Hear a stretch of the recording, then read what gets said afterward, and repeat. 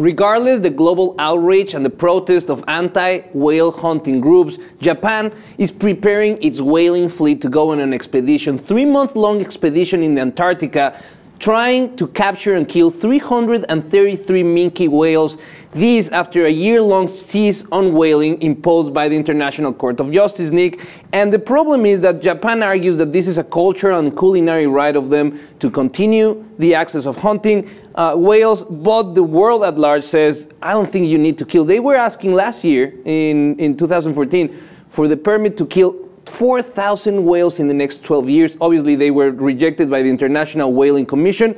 And now, after all of these legal proceedings, they decided to go ahead because none of these commissions are legally binding for the countries that are part of them. It's just so sad, you know, the way that you can just go out there and everyone knows it's BS and you say it's for research.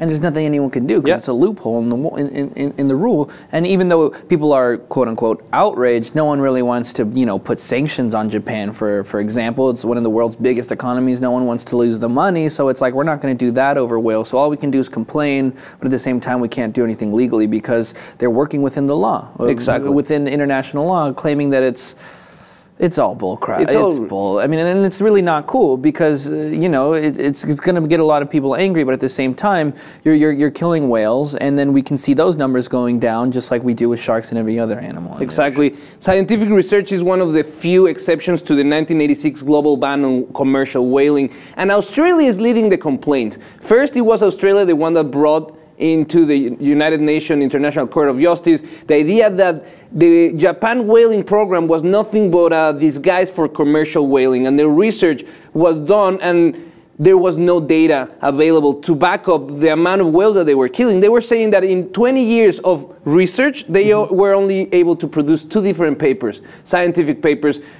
coming from that data. So obviously they say these guys are just commercially whaling under the disguise of research, and we have to stop that.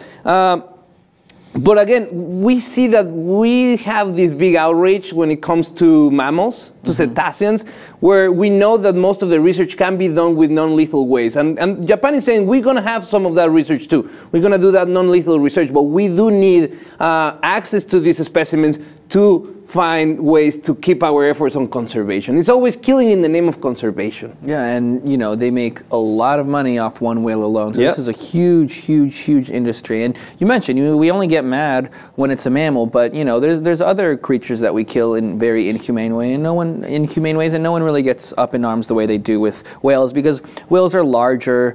It probably takes much longer to kill them. We see the struggle, right? If you've seen, you know, any of the videos online that are hard to watch. But you're right, we connect more with the smarter creatures, the dolphins. But if it's a shark, for example, and you cut off the fin and you throw it back and let it sink to the bottom and die a slow death, no one really cares because they're not cute and they have sharp teeth. Exactly. Although there's big advocates for whaling in Japan, most people around the world think that it's a losing proposition for this country because it just affects the way the Western world and other countries perceives them in terms of agreements in the future, as long as they keep engaging on this killing of whales.